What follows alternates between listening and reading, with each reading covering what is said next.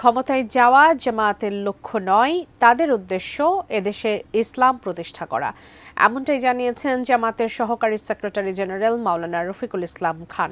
শুক্রবার রাজধানীর diploma engineers institute মিলনায়তনে জামায়াতের পেশাজীবী সদস্য সম্মেলনে প্রধান অতিথির বক্তব্যে এ মন্তব্য করেন তিনি। এ সময় ভোটার তালিকা সংশোধন ও প্রয়োজনীয় সংস্কার করে দ্রুত নির্বাচন দেওয়ার দাবি জানান তিনি।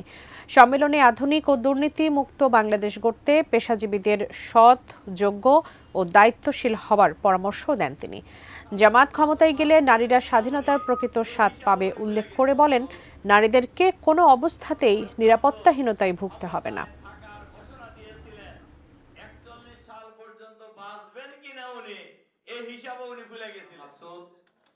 আজকের এই সম্মেলনের ফ্যাসিবাদের দোসররা যতই শক্তিশালী হোক না কেন, নৈতিকভাবে তারা দুর্বল।